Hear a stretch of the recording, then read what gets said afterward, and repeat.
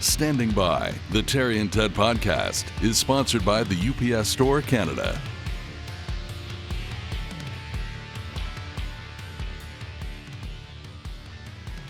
Well, here we are, we think, for another episode of Standing By, the podcast with Terry and Ted. I'm the Terry. That's the Ted. I am the Ted. You are the Ted. I am, I am Terry DeMonte, and this is Ted Bird. No. I'm just going by the Ted from now on. Okay, it's now okay. Is that going to be your new rap name? The Ted? The Ted, yeah. Yeah, but I figured Lil Ted was, that's too predictable. So I'm going to go with the Ted. The Ted. I also toyed with Dr. Ted. Yeah. Okay. Snoop Ted. Big Ted? Big Ted, yeah. Big Ted. Okay. Anyway, here we are, and in case you don't know, Ted and I have been hanging around together for some 30 years now, and once we hung around on the radio, but actually we still hang around on the radio every Saturday. I just remembered that. We do, yeah, on Light 106.7 every Saturday morning from 9 to noon. As a matter of fact, here, it's closer to 35 years now. Is it really? Yeah, 1988 was when we did our first show together on Shown. Yeah. Really? Yeah, so it'll be 35 years next year. And next year's right around the corner. Yeah, I know. It's they're already talking like I've told you this before. My wife has turned me into a soccer fan, a football fan, as they call it. Right. And the January transfer window is just weeks away. No. How exciting. And what, pray tell, is the January transfer window? Is that kind of like the trade deadline in hockey? Soccer, exactly. Soccer fans that are listening to the podcast are going to be yelling, I know, because I'm not sure exactly what it is, but it's that's the period of time where you can go out and acquire players you need. So if you need another striker, you can go shopping for one and get one, and add players, and people can transfer from team to team, and there's only a certain amount of time that you're allowed to do that in. Yeah, but they must have to strike some kind of a deal with the team. You can't just pickpocket another team, can you?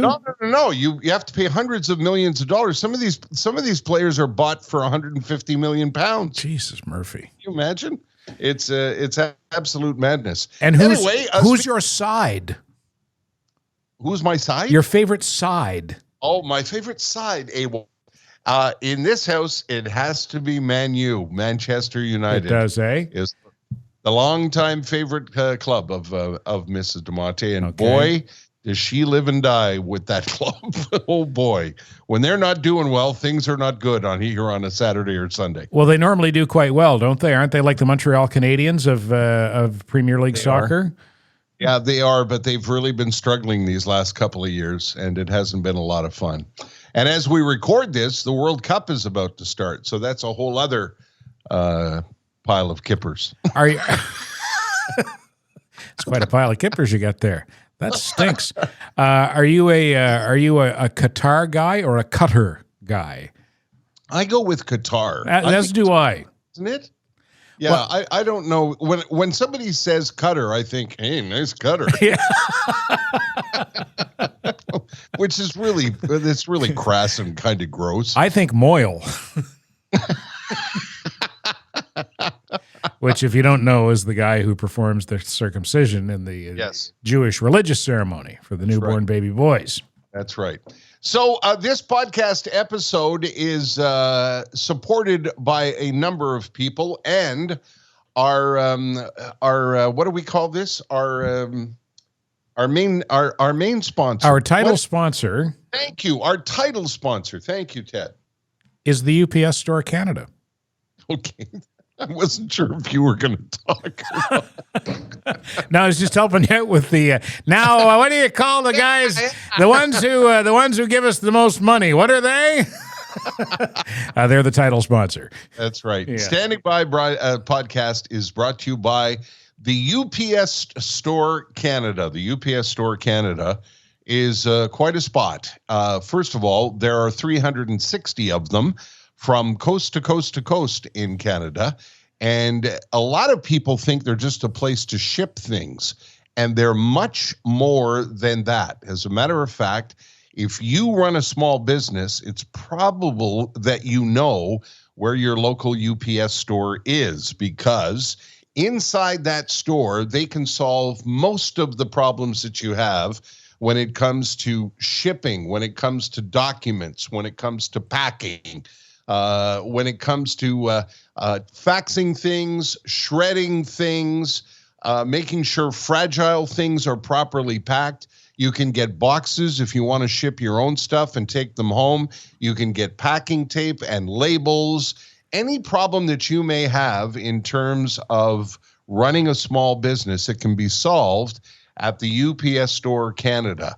And it could be anything. It's, if you're running a small business and manufacturing things, you make sweaters in your basement, you need to get them shipped. They can tell you how to do that fast and economically. If you've got to get something to the kids who've moved away for university, they can take care of that. If you've got Christmas cookies you want to send to your brother or sister on the other coast, they can take care of that. The UPS Store Canada, they will take care of all your problems. And as I always mention, they're entrepreneurs too, because they're franchise owners that live in your community and know exactly what you're going through as a small business owner. Start online, the UPS Store Canada.ca.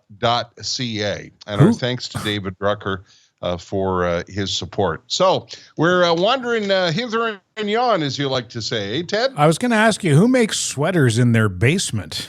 I don't know. I don't know. Bring down another sheep. But you know what? There are a lot of people doing shit in their homes. Yeah, I know. And, if you go on, have you ever been on Etsy? No, I'm familiar with the website. Or I know of it. I'm not familiar with it, but I know of it. Yeah, if you're looking for, like a wacky T-shirt that says, T-shirts that say "Go fuck yourself" or something, That's wacky. There are people making these kinds of products and taking care of, doing it in their garage or their basements, and then they got to ship those things out across the country. I think you need to get a T-shirt with the new or soon-to-be name of British Columbia. Oh, Christ. Don't get me started. Honest to God. Of course I'm going to get you started. Terry sent me a note the other day and said he says they want to rename BC, and I don't even, were there any vowels in the name, or was it all consonants? Or was it all vowels, no consonants? Well, you know what? I don't know if they've actually chosen one. Some people are suggesting that we rename the province Haida Gwaii. Okay. Because the Queen Charlotte Islands were renamed Haida Gwaii because they were indigenous territories. Okay. And a lot of people, not a lot of people, there's a few people, there's a small minority of people, as you know, that think that we, I don't know, have to give the land back or whatever it is. But they think that the province being named British Columbia is too colonial. And it needs to have an indigenous name, and some people are suggesting that it could be changed to Haida Gwaii. So it wouldn't be just the Haida Gwaii Islands; it would be the province of Haida Gwaii. Okay, and is this in official channels, or is this just activists who are lobbying for this? That's exactly what it is. Some Fakakta organization put out a poll and asked people if they thought the province should be renamed. And I don't know who sponsored the poll, who commissioned the poll, but the poll suggested that most people, I don't have it in front of me because I don't give a shit about it, okay. But most people under 30, I think it was, suggested that the name of the province should be changed, that the name of the province was embarrassing and it was too colonial and it referred to Britain, which was old school. And I just think of, the pictures in your mind. When I say British Columbia to a Canadian, the picture in your mind is a spectacular landscape of mountains and ski resorts and, flowing rivers and blueberry fields and all of the rest of it that comes with, what your brain conjures up when you think of British Columbia, and I'm not sure why we would want to change that. So this is not happening at the behest of Indigenous peoples necessarily. This is the usual suspects in the academic class, probably, Yes. and the students who they hold sway over. Yeah, and you and I have talked about this, not on the podcast, but yeah, it's, as you like to point out, Ted, it's a very, very vocal minority of people, and the poll bears that out. That it's a minority of people that would like to see the name changed, and they think it should be changed so that that could be part of reconciliation. And before you track me down, to say that I'm not interested in reconciliation and addressing some of the things that went on in the past with Indigenous folks, that's not it at all. But I also I'm very proud of the country. I'm proud of where we were born and raised. I'm proud of the generations that came before us and did all the work to bring us where we are. And I know a lot of people don't like to talk about progress, but if you look at the country from, say 1950, and you look at the country today, I think it would be pretty hard to argue that there hasn't been progress made in this country on all fronts. When you look at the Queen Charlotte Islands on a map, are they no longer the Queen Charlotte Islands? No, they're not. They're it's now called Haida Gwaii. Okay. And where are the Queen Charlotte Islands? Are they between Vancouver and Vancouver Island? Yeah, they're off the coast of Vancouver mainland. Okay. And rightfully so. It's mostly Indigenous people up in that area, and I don't think anybody argued with that name change. But to wholesale change the province name, I think, is another kettle of fish, is it not? Well, definitely, and it's and it opens a Pandora's box as well, I think. Yeah, I think so too. But I mean, I come back to what you said about they show the surveys, and it's a small vocal minority who are campaigning for that, and I would guess that at some point some other cause is going to catch their attention, because people who campaign for stuff like that are usually the types, what's the issue of the day? Mm-hmm. And then they'll change their Twitter profile picture to, whether it's a Ukrainian flag or a syringe, or whatever the hot topic of the day is. Right. And they want to get in on the right side of virtue signaling. So something else will come along that will distract them from Haida Gwaii, and British Columbia will, I would imagine, for the duration of our lifetimes, remain British Columbia. I would imagine too. I don't know what's going to happen after we're gone, but I've always asked this question, and I'd like to sit and ask the question of people. I'm trying to figure out what it is they're trying to accomplish, and as is often the case. And you know this, Ted, because you spend a lot of time in an Indigenous community out in Ganawage. I don't know if anybody has asked Indigenous folks if they want us to change the name of the province. No, it's just they take up on their own. Exactly, yeah. And I think that I think the answer to why they do it is so that they can feel good about themselves. It's all about them. It's not about any kind of redress for Indigenous cultures. It's all about, look at me, look how virtuous I am. Right. That's what it's all about. And maybe in their heart of hearts they feel like they're doing the right thing, but their motivation to me has always been highly suspect. I was in Ganawage on Remembrance Day this year. Mm-hmm. You often are you not? Well, I've gone in the past. I've gone to their remembrance ceremony, which is usually held a week or two before Remembrance Day, and it's very powerful, and it incorporates all aspects of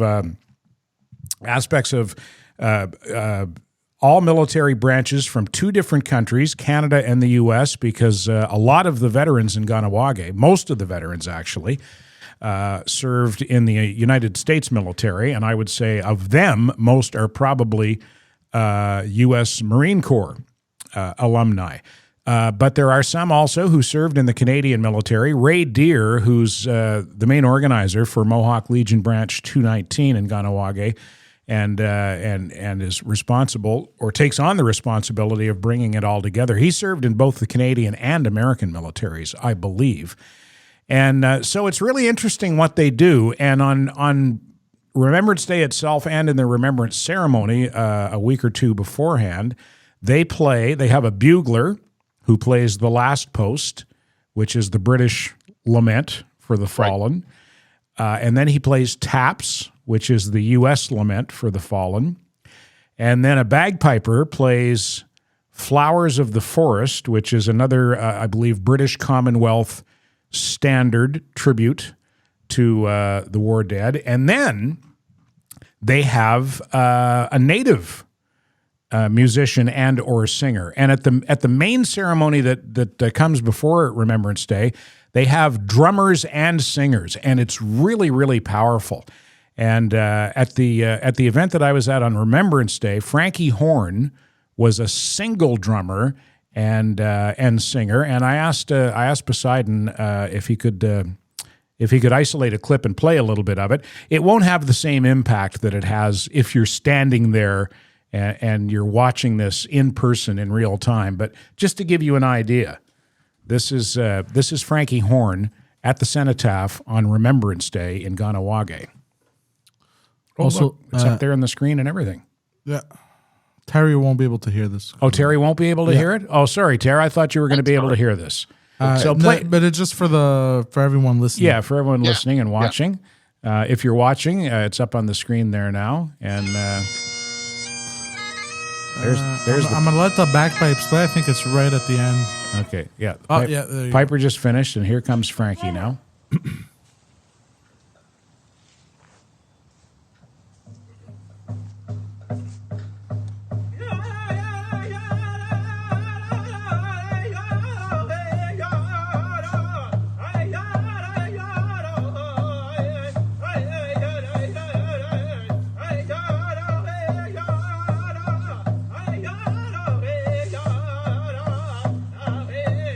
So I sent Frankie a note a couple of days later, and I said, pause? What's that? Yeah, no, or you can just let it play underneath. Oh, okay.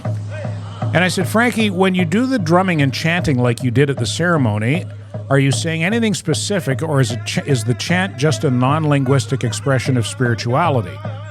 And he said, some songs have vocals that have no meaning, and there's also word songs that have significance. And I said, did the one on Friday have specific meaning or significance? And he said, the song on Friday has specific meaning, but I can't remember the full meaning. Something about honoring the veterans. So anyway, it was. It's a really. If you live in the Montreal area, I would strongly suggest. And Remembrance Day is important to you. I would strongly suggest going over to Ganawage sometime and seeing either the Remembrance Day ceremony or the ceremony that leads up to Remembrance Day. It's a ceremony like no other you will see or experience on Remembrance Day. I also found this Remembrance Day, I didn't see very many people wearing poppies. Well, you and I have talked about this every year since we've been on the radio and off the radio, and even, when we're just talking amongst ourselves, we've talked about this, how important it is, and how there's a lot of veterans who, a lot of veterans can't do it anymore. A lot of them are gone, of course. And there's that particular problem in Quebec where every year there seems to be a veteran or an organization who's turned away from a shopping center, a grocery store, a Walmart or something, where they've been denied access to sell the poppies. And the other thing that I mentioned to you on the radio program a couple of weeks ago is I'm not a fan of these permanent poppies that are being manufactured. I saw some of them on some of the sports coverage where announcers had, they look like jewelry. They're poppies, but they're made of metal or some kind of, I don't know what. They're meant to be permanent. And I really discourage people from buying those things because I know it's the same thing every year. You buy a poppy and it falls off. You put your $5 in the jar or your loonie in the jar, whatever it is. You buy a poppy, you get home and you go, oh, cripes, where's my poppy? To me, that's an opportunity to meet another veteran, shake another hand, and buy another poppy. And if you buy one that's permanent, that all goes away. And then what happens to the fundraising that those veterans are trying to accomplish with the sale of the poppy? And I just, I don't know. You can't make it mandatory, but in some ways, I wish everybody had to wear a poppy for the week leading up to Remembrance Day. I actually got a note on that, Terry, from Kathy Conway, who said, just to comment about the poppies, Terry was concerned that the decorative poppies would take away from the sale of the Legion poppies. I don't think that's the case. I've sat and sold poppies a few times. Many people, even wearing poppies, donate again. And now, with the new tap credit card boxes, many people tapped and said, I don't need a poppy. Well, that's nice to hear. I disagree with her. I think a lot of people would use it as an excuse not to buy a poppy, but it's nice to hear anecdotal evidence that maybe that isn't true, that people who are wearing permanent poppies are still putting money in the jar, and that's a good thing, I suppose. But I still like the idea of that plastic pin-on poppy that always ends up on the car mat. Yeah. Yeah, I went through 3 of them this year, and I found a permanent one. I don't know where I got it, but I was going through my junk drawer the other day, and there was one in there. Now, by a permanent one, do you mean it has, like, it's got instead of the needle pin, it's got like one of those little 2-piece sort of, I don't know if it's not a stick pin, it just, but it pins securely onto your lapel. Bobby pin? No. It's got like a little, the black part on the front of the poppy has a short little needle type thing, and then you have a little latch on the other side and they click together, and then so you don't lose the poppy. Well, I don't know if that's the mechanism for attaching it to your lapel. What I'm talking about is poppies that look like brooches. You know what I mean? They look like look like a woman's brooch. Yeah. That you would buy, I don't know where, online at a department store or whatever, and you use that as like a permanent thing that stays in your drawer that you bring out every Remembrance Day. Yeah, well, that's all well and good, but you should still put some money in the box when you walk by the poppy stand.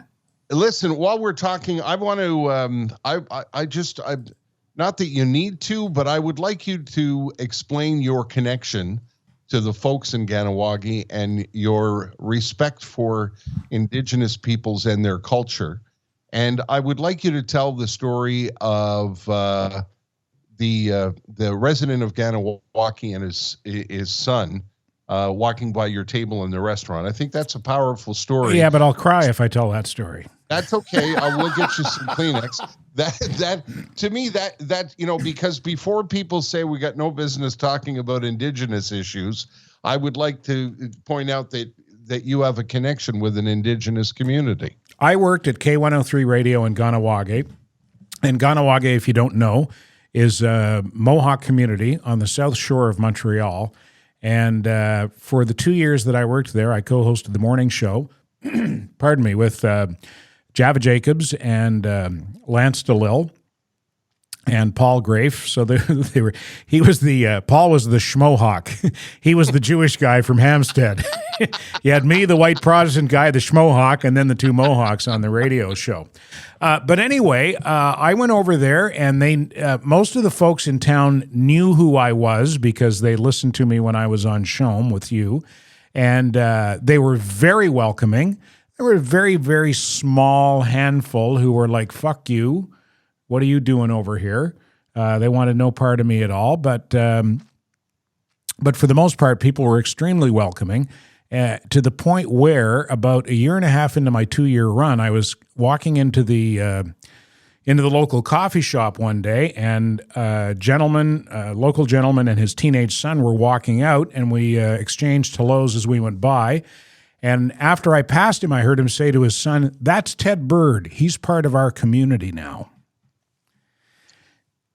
And if you know the Mohawk community, that's a pretty tough nut to crack, boy. They close ranks. They're a very closely guarded. They're a very guarded community, and with good reason.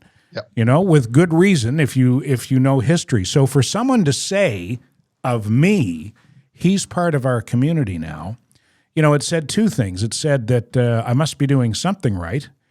And it also said that they're open and gracious people, and I was being judged not on the color of my skin. I was being judged on on whether and to what extent I contributed to the community. And this guy obviously felt that I was making a contribution.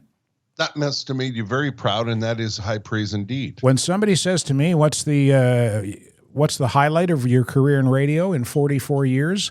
That's it. Wow. That's the story I tell. That's the story you tell. Yeah.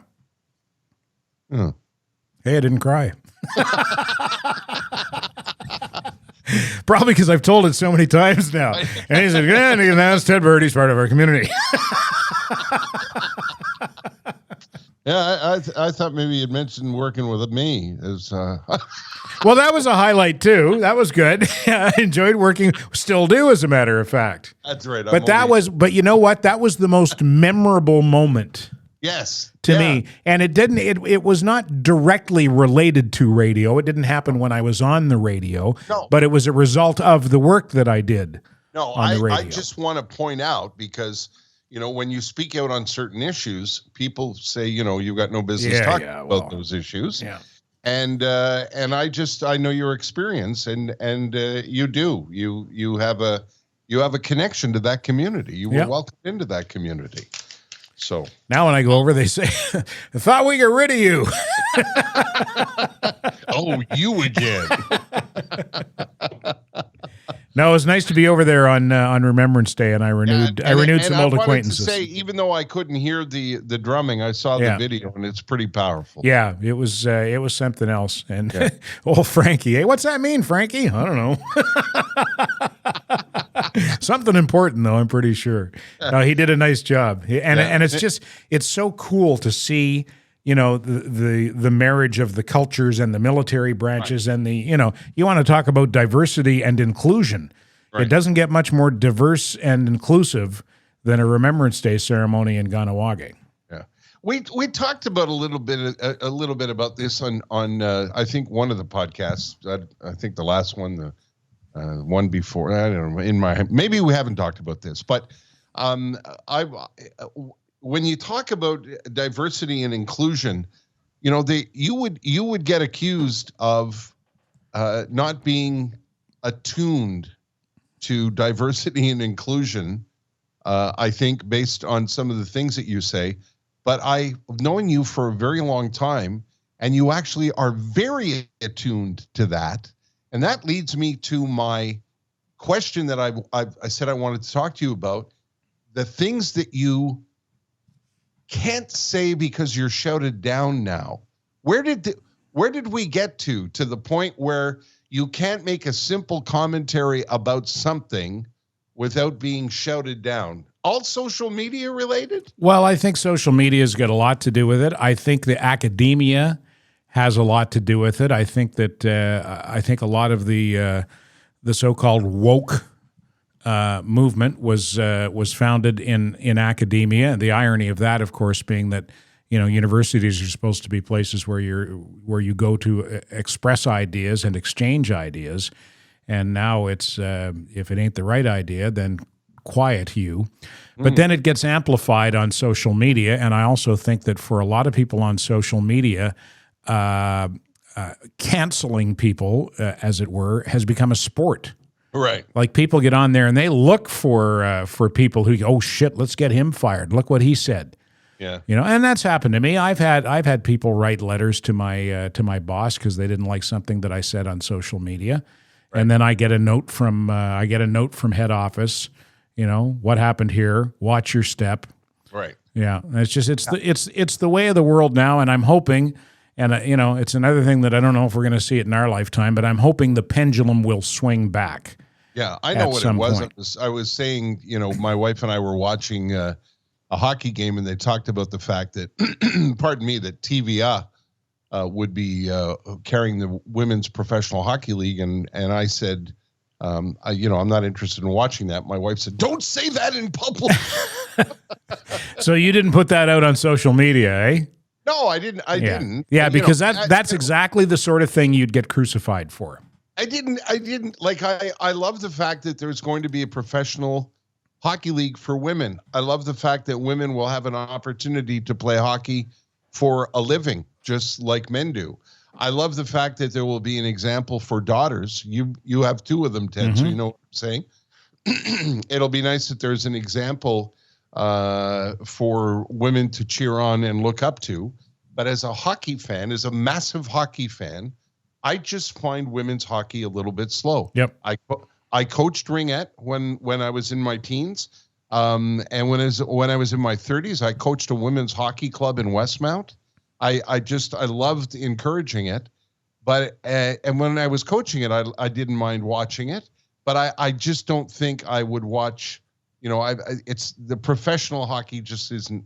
It's not fast enough for me. Yeah, I agree with you, and that's an honest opinion, and it's well expressed. But if you'd said that on the radio, I mean, you can say it on the podcast, because I suppose people could write a letter to our sponsors and say Terry DeMonte is a misogynist.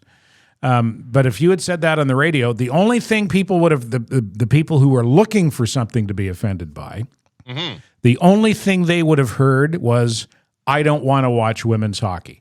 That's the only thing they would have heard. They wouldn't have heard all the rest of it about how you support them playing hockey and you coached women's hockey.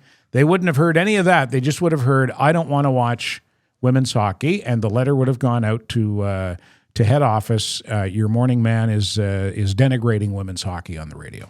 Yeah, and I don't think that's good for society. Do you? No. That we can't have honest conversations about things. Well, I mean, you can. You just have to. You got to be ready for the blowback now. It seems, and the unfortunate thing is, a lot of companies and employers have zero tolerance now. As soon as they hear blowback, they don't want to know your side of the story. It's like straighten up or you're gone. I saw a thing. I watched a thing on. It was either CBS Sunday Morning or I forget which show I was watching, because I'm really engaged in politics, and it was a story about colleges and universities down in the United States, and it was a story about a professor being removed because the students complained that he was making his class was too hard. It was too hard. And they interviewed another professor and asked him about, whether or not his fellow academics would speak up and support him. And the professor said, no, I just keep my mouth shut now. I don't offer a contrarian opinion because it's too dangerous. And if I want to keep my job, I have to keep my mouth shut.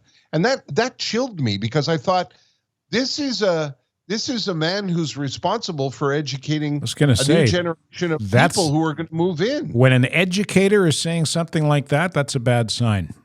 Yeah. I think so. And I that's what the conversation that I ended up having with Jess, my wife, saying, why can't I say that publicly? And she said, well, you can if you want to deal with the shitstorm.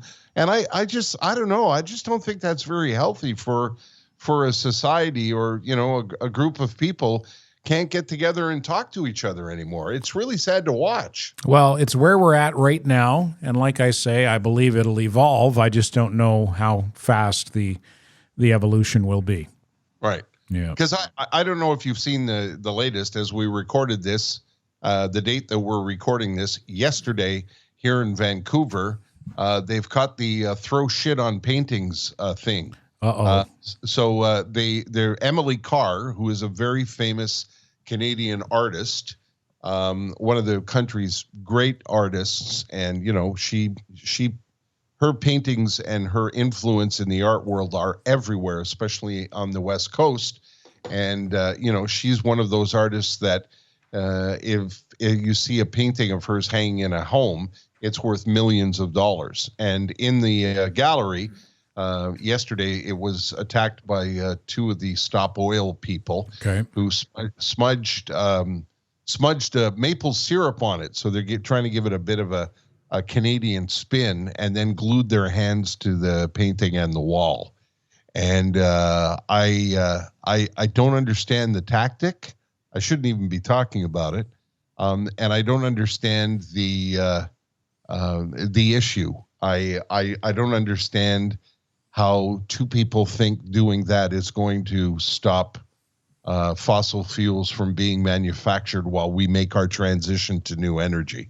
Well, it's not, but it's going to get them the attention that they're seeking. And I think that that's what that's all about as much as anything else. Right. Should we say hello to a sponsor? Okay. I'd like to speak about Merson Automotive. Please do. You know, speaking of alternative fuels, is it ethanol that uses corn? Yes, I think so. Yeah, Said Dr. Monte. As a it's a biofuel, right? I think so. Something like that. I had suggested to Merson Automotive some years ago corn tires. Because I thought that the niblets would give you very good grip in the snow. And they laughed me out of the shop. Yeah. So if you go to Merson, don't even bring up the corn tires, okay? Don't ask them about corn tires. Ask them about Yokohama Ice Guard tires. Yokohama Ice Guard is the Yokohama winter tire, the IG53 for cars, GO75 for SUVs and vans, just designed and built for maximum winter performance and efficiency, longer durability, designed to ride quietly for comfort. Just you ride on Yokohamas, Ter, in the wintertime? I do. Yeah, and absolutely love them.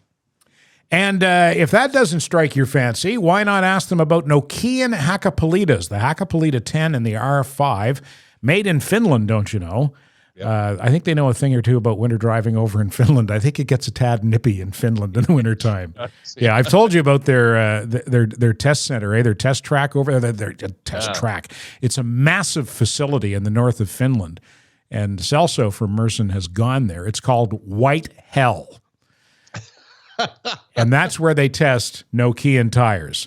So they're being tested under the most extreme winter conditions.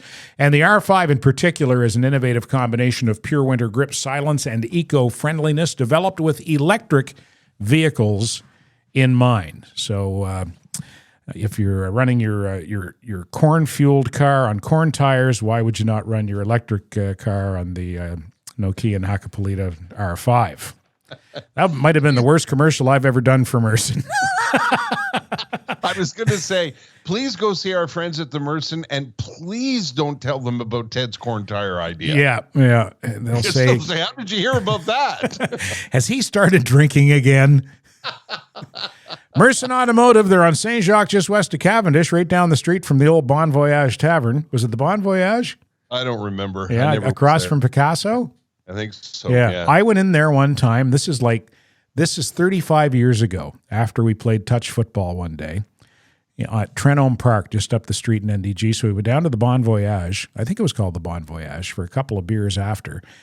And I bought a round, and again, long time ago, so I don't know how many beers, but it was $6.35 for like a round, right? Oh. No, it was $6.65. And I gave the guy $7. And in my head, I did the math wrong. I thought I was giving him a decent tip, and I said to him, keep the change. And he looked at me, and he goes, God bless you, sir.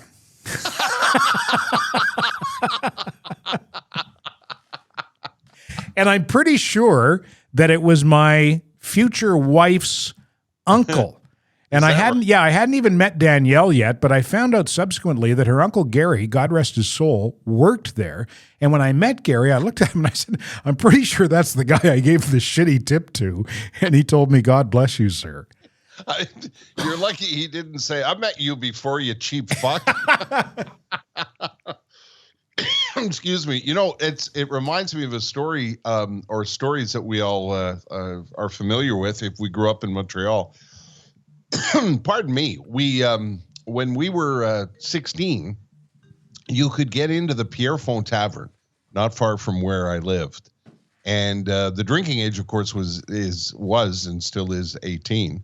And we thought we were the big shots, and at certain days and certain times, if you went into the tavern, they wouldn't bug you for ID.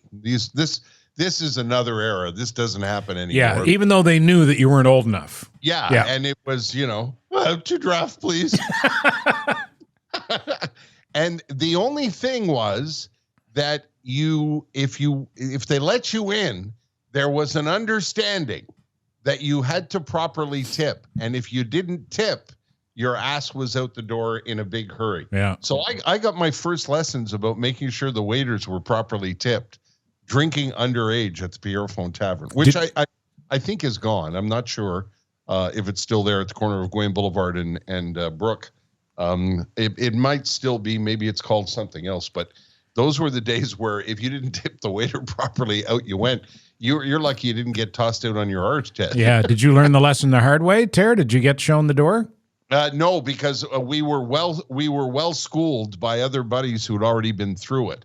You know, like a draft was, I think at the time, a draft beer was 35 cents. Mm-hmm. So if you ordered 2 draft, you put $1 down and you didn't ask for change. You made sure that the guys got the 30 cents.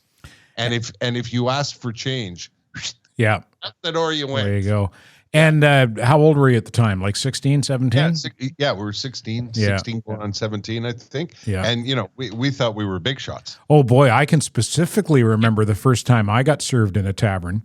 Yeah. I was 15 years old. Yeah. Yeah, and I went in with older guys. Yeah. Yeah, the Red Lantern.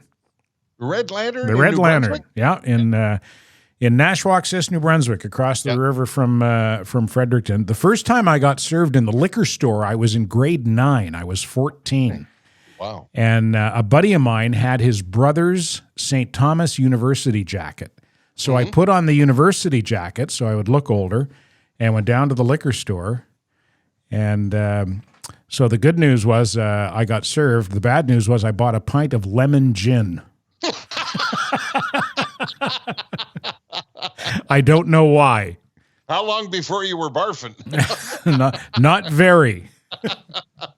Now, when you were that age, Ted, did you, were you, hi, mister, and looked your age? Or No. My voice had changed, and I could, I had enough bravado and bullshit in me that I could pull it off.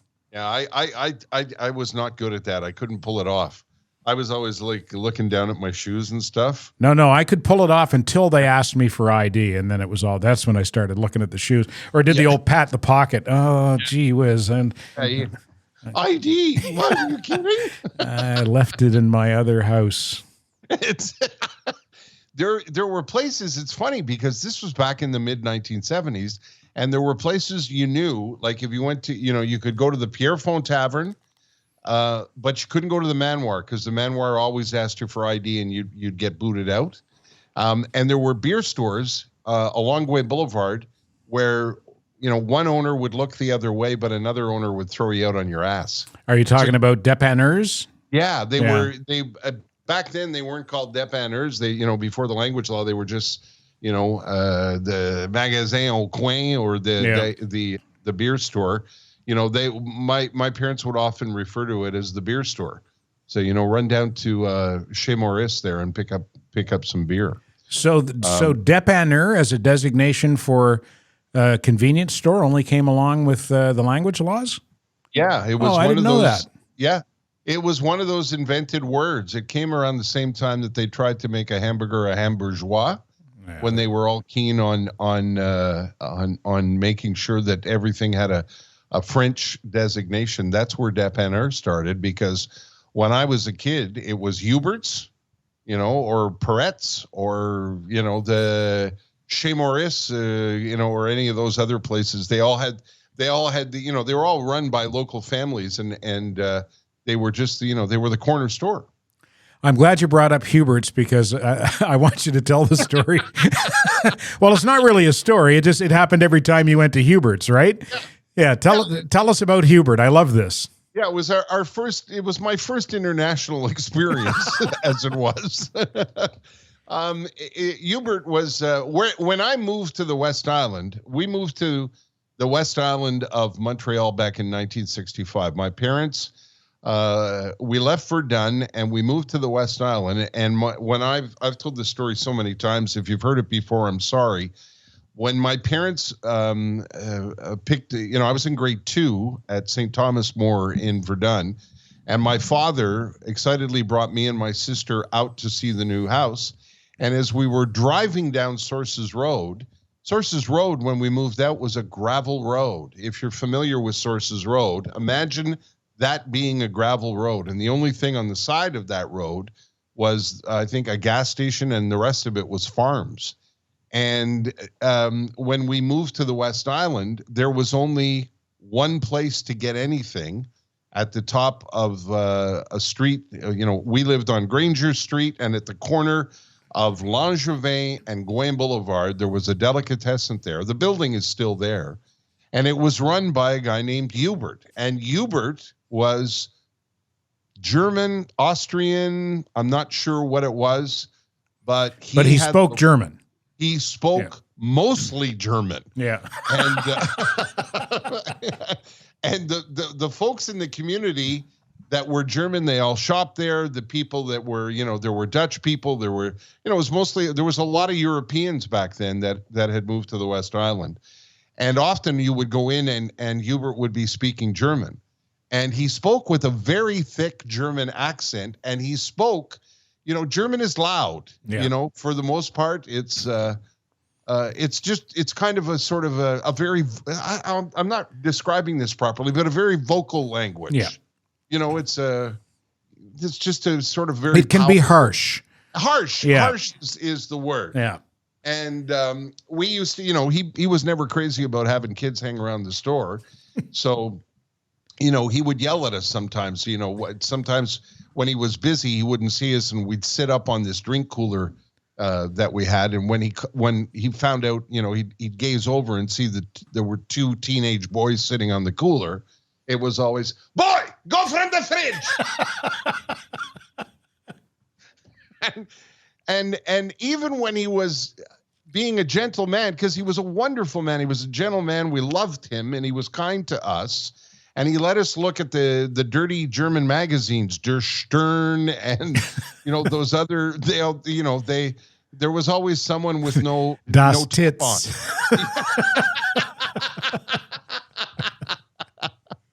We got a real big kick out of it. Anyway, when my mom and dad would send me to the store to pick up cigarettes, as you could do in those days.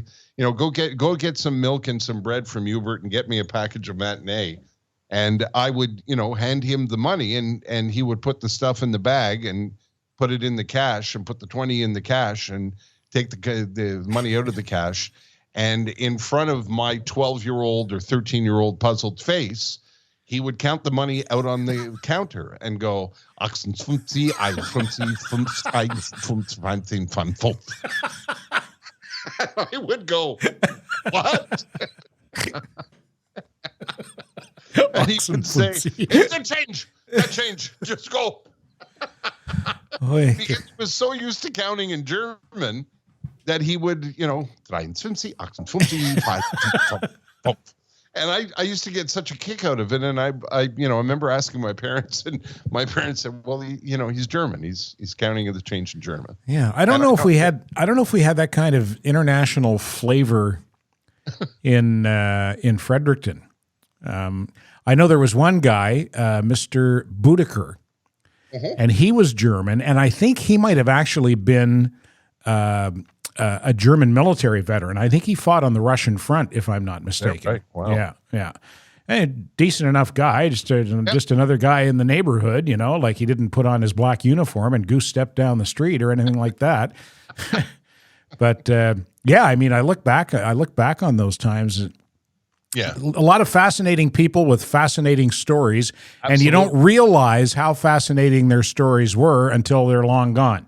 Yeah, it was unfair for us to speculate, but we did. And, we've since learned that there were prisoners of war that were held in camps in Canada, and a lot of them settled here. There were a lot of people that fought on that side during World War II.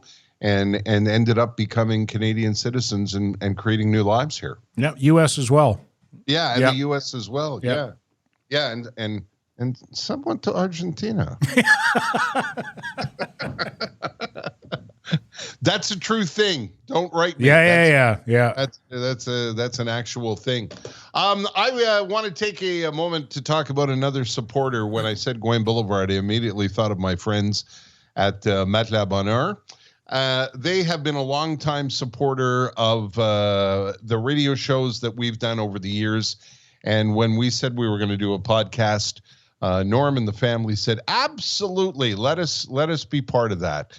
And I remember meeting Normand, who's the patriarch of the family, that owns Matelas Bonheur, and had lunch with him and was completely taken with him, and just loved his passion for everything about sleep, a better night's sleep. I said to him, why mattresses? And he began to talk to me about how they got started with a pickup truck and delivering mattresses at night, and eventually opened their very first location on Gouin Boulevard in Saint Geneviève, which is still there.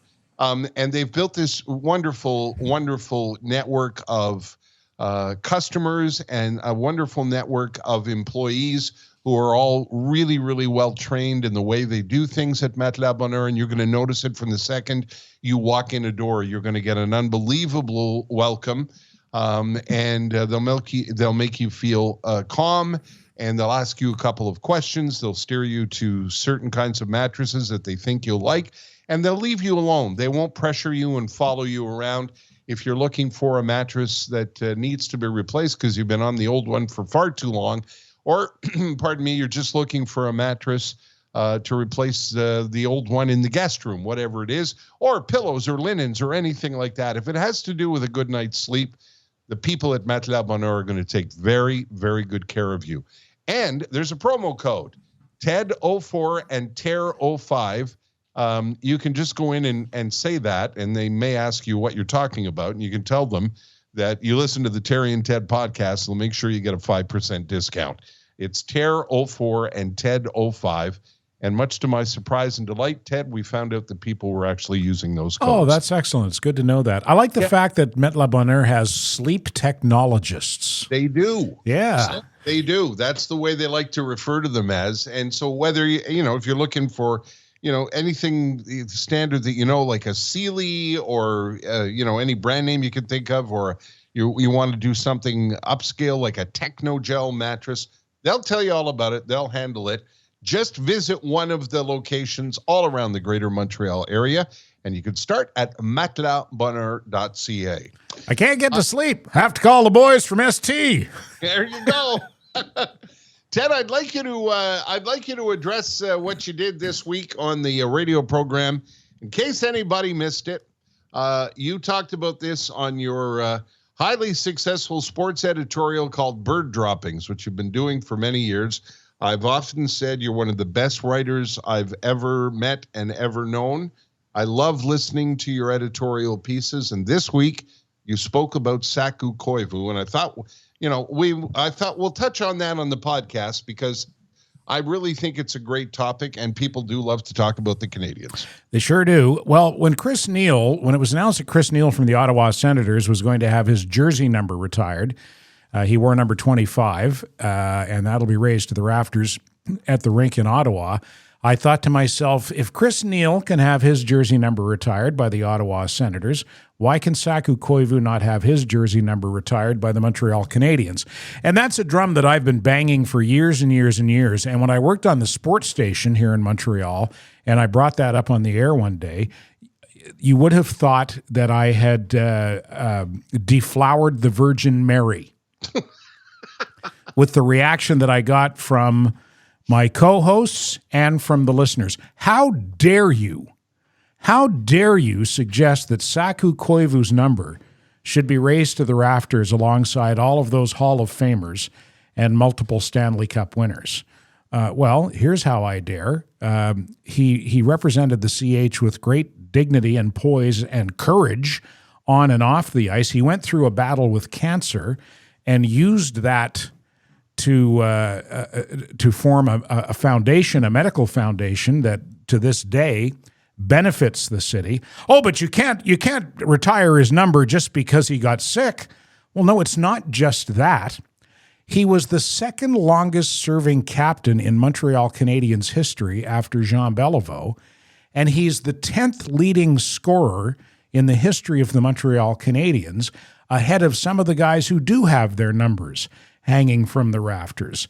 So you can make a pretty good case for the Canadiens retiring Saku Koivu's jersey number 11, and I think they should. And maybe one day they will. I don't know, but I think that it's an honor totally befitting the man, and that he wouldn't besmirch the other numbers hanging up there. And I'll bet you those guys up there, living and dead, would all agree that Saku Koivu is worthy of having his jersey number retired. And as you pointed out, Ted, there is no ovation in the history of the Montreal Canadiens other than the ovation for the Rocket the night they closed the Forum. Yeah, the ovation for Saku Koivu when he returned from his treatment. It's still, when I see that on YouTube, it still makes me cry. I think there were actually two of them. I think there was one where he came to the rink. He didn't play. He wasn't playing yet, but he came to the rink. He was dressed in his suit. And he was introduced to the crowd. There was that, and then there was the night he came out to play his first game after winning his battle against cancer. Those were the two most powerful moments in the history of that arena, and that arena has been around for a little bit now. It's over 25 years now that the Montreal Canadiens, or about 25 years, the Montreal Canadiens have been playing at the Bell Centre, and I have never seen anything there, including jersey retirement ceremonies for multiple Hall of Famers. I've never seen anything as powerful as the ovations that Saku Koivu got that night. And again, you don't retire the guy's jersey number based just on that, but when you add that battle and how he represented the CH through that, when you add that to everything that he accomplished as a player, and no, he never won a Stanley Cup, but it's not his fault that management was shit through his entire tenure with the Canadiens. That's not on him. I just think, who does it hurt? Who does it hurt? It's a great, it's a well-deserved honor, and it doesn't hurt anybody. So why not? I don't know if we're too far removed now for it to happen. If the window of opportunity has passed. I don't think so. Well, you know what? When I become king of the world, okay, I'm going to get Jeff Molson on the phone, and I'm going to rectify that situation. It's one of the things that I've come to appreciate. You don't have an appreciation for things until they're gone. I've been to the Rogers Arena here in Vancouver a number of times, and I'm always will be a dyed-in-the-wool Montreal Canadiens fans, and there are tons of Habs fans out here. They're everywhere. You see Canadiens ball caps everywhere and Canadian sweaters on the day the Habs are playing. You see them everywhere, and but they're just, it's just something, like, they love their Canucks out here, but there's nothing like seeing a game at the Bell Centre, and I miss it. It's true. The Bell Centre really, there was nothing like the old Forum. The Forum was in a class all its own. But I don't know that it necessarily was any better than the Bell Centre. It's just different than the Bell Centre. The Canadiens haven't even won a Stanley Cup in that building, but it's still an electric place to watch a hockey game. And I guess that probably speaks to the franchise and to the fans as well. Yeah, I was going to say it's the fans. It's Montrealers that bring that electricity into the building. Yeah, I really, really, really believe that, and it's one of the things that you notice when you're gone. I've had this conversation with a couple of people about the particular, there's a particular thing. Ex-Montrealers are a giant pain in the ass because all they talk about is Montreal and Montreal food and Montreal this and your bagels and your smoked meat and yeah, shut the fuck up. Well, we had that conversation on another episode. Who did we have that? Oh, it was Anthony Wilson Smith. That's right. Yeah. And I think the conclusion we came to is that Montrealers are like that because they left reluctantly. Yeah. Ex-Montrealers who move elsewhere. I thought that was a really great theory that he had, and that was my theory. Actually, he's another one. It was me. It was me who came up with that theory. Actually, was you? Yeah, it was me. I'm sorry. That's okay. Not that it matters. It is a great theory. It really is. That is your theory. Yeah. Yes, sir. Which is yours. That's the bird theory of ex-Montrealers. Yeah, it's a great theory because it's very, very true. Because we got to talking about, if you're in Calgary, a lot of ex-Montrealers in Calgary, a lot of ex-Montrealers, tons of ex-Montrealers in Toronto, and a ton of ex-Montrealers out in British Columbia. I didn't even know. I just had a a Twitter DM exchange with Elliot Price. You remember Elliot Of Price? course, yeah. Elliot was one of the ones who yelled at me when I was when I was suggesting that Saku's number be retired. Well, Elliot's out in British Columbia. He said we have to get together. Oh, does he live there now? Yeah. Oh, I didn't know that. I thought he was in Ontario. Well, he was for a minute and a half, I guess. All right. And now is out this way. I think maybe because his kids are out this way. And Okay. and I thought to myself, we'll get together and we'll piss and moan about how much we miss Montreal. Yeah, that's exactly what you'll do. Let me tell you about Jaguar Land Rover Laval, Ter, and then we're going to do the tweet sheet, okay? All right. Now, as you know, I have a giant resentment against you because when you come into town to record the podcast, I call our sponsors and friends at Jaguar Land Rover Laval and say, DeMonte's coming in. Maybe you want to give us one of your vehicles. I can ferry him around town in, and we can be the two highfalutin radio and podcasters driving around town on one of your cars. And we've had the Land Rover Defender. We've had the Jaguar F-Type Sports Coupe. Yeah, they've spoiled us. Oh, boy. We've had the Jaguar F-Pace SUV, and we've had the Discovery Sport from Land Rover. We've driven some pretty swanky vehicles around town.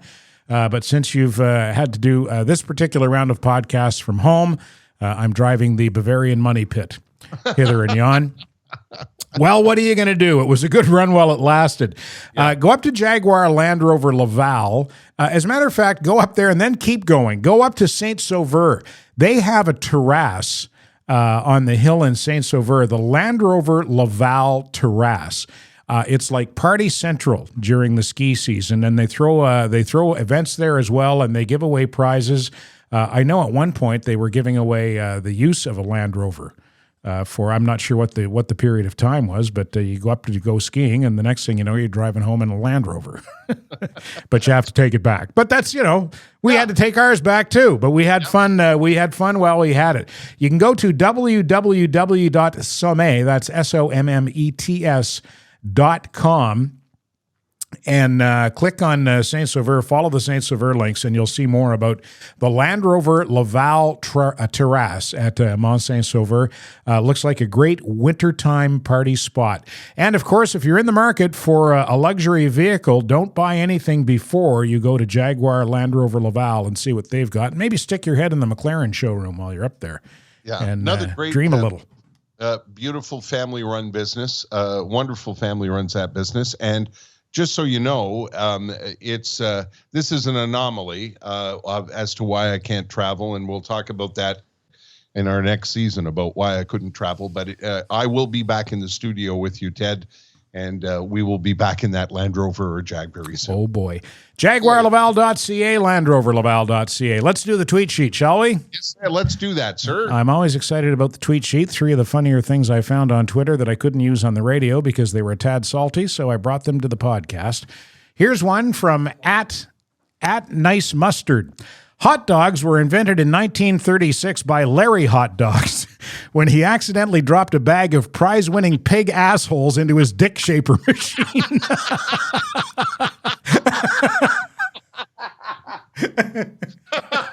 Isn't that rude? The dick shaper. Yeah. Sorry, Mom.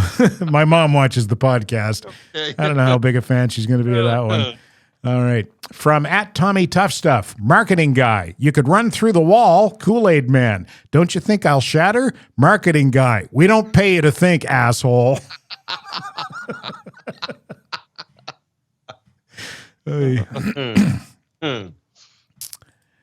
And from at Prof Hinckley, ladies and gentlemen, this is Captain Jones, and I'll be your pilot today. And damn, that's a lot of buttons. That's a lot of fucking buttons.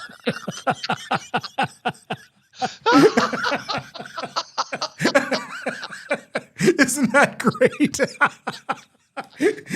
Oh, it's such a great visual too, eh? The guy, such a great visual. The guy with the wireless hat on, sitting in front of the console, going, "Jesus Christ, what the hell?" Wonder what this button does. Oh God, that is absolutely terrific. The tweet sheet is a lot of fun, and I love the fact that you bring the salty ones with you for the podcast. This is very, very good. Yeah. Yeah, sure. I suspect that it's almost time to wrap things up. Just before we go, I think, you know what I was thinking before, Ted? You could have, maybe you should have, taken your corn tire idea to Vozwin. That's a great idea. That's an excellent idea. Yeah. Vozwin is an engineering firm, an engineering consulting firm that sponsors the podcast. And that's what they do. If you have an idea that you want to get to market, they'll help you do it if it has an engineering component. And there must be some kind of engineering component into making corn tires, eh? Like how they gonna hold together, for one thing. There you go. They'll figure it out. How are they not going to biodegrade? There's another issue. Yeah. So I'm sure that Sean really is appreciating this commercial. Poor Sean. Sean Smith is the owner and the founder and president of Vozwin, and Sean approached us and said, I want to be a sponsor on your podcast, and we couldn't believe it.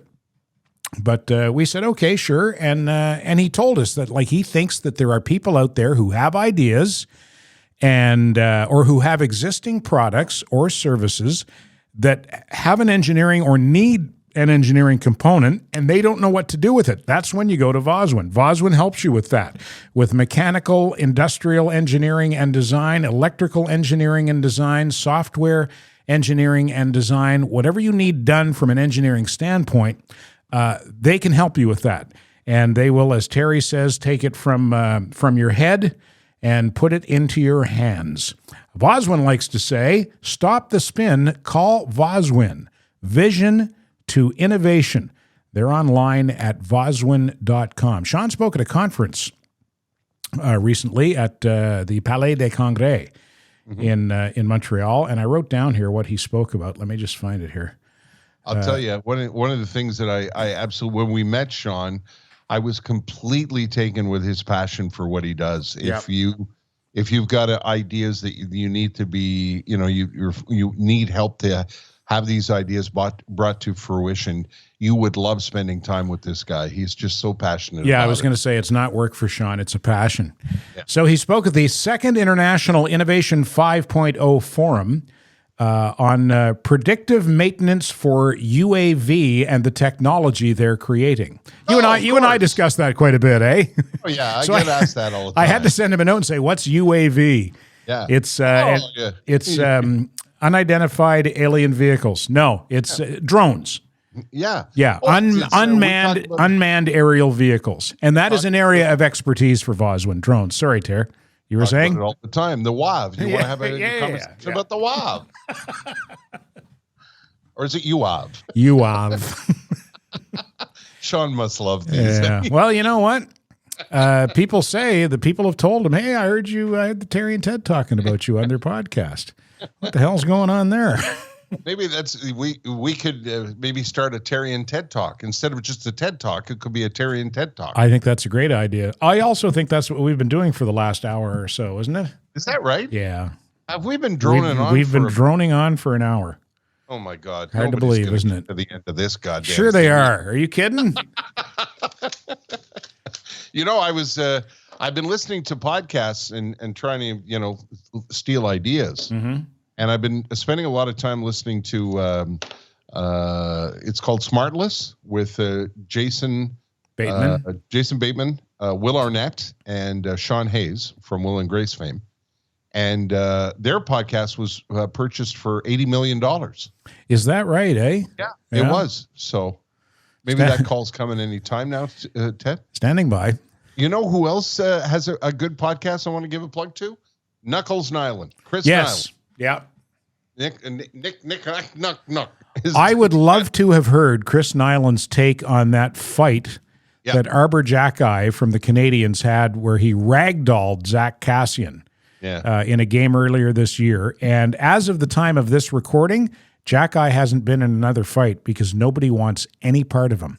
Yeah. And that's the reason that guys like Suzuki and Cole Caulfield get as much open ice as they do. Because other teams know they fuck around, they're going to find out from Jackeye. Yeah. By the way, all you got to do is Google Chris Nyland podcast, and it'll come up. I don't know what the platform is or anything else. And one more thing before we go on the hockey note, I was telling you that I listened to this podcast, Smartless, the $80 million one with Jason Bateman. You're not going to believe this, but they had Wayne Gretzky on. And it was really, really interesting because when actors are interviewing a hockey player, they come up with different angles. And Gretzky told some stories that I'd never heard before. So I just want to mention to you, if you're a hockey fan, look for the podcast called Smartless with Wayne Gretzky as the guest. I think you'd get a kick out of it. Not that Jason Bateman and those guys need our help. No. I'm Dear Terry, thanks for the plug. Your pal, Jason. They don't need a plug from us. But if you're listening to us, we really appreciate you spending time with us with this podcast. We really love the fact that you share it. You tell your friends about it. We love the fact that you come to our Facebook page. There is a Standing By Facebook page. And I thought I would pass along another podcast suggestion for you if you're a podcast lover like I am now, because even here in Vancouver, where the radio market should be very competitive, it's a lot of shite. Yeah, I believe it. So I spend a lot of time listening to podcasts. All right, sir. Well, this was fun. Let's do another one of these days, shall we? Yeah, we'll do it. Sure. Yeah. Goodbye. Standing By, the Terry and Ted podcast has been brought to you by the UPS Store Canada. The UPS Store near you is locally owned and operated by a member of your small business community.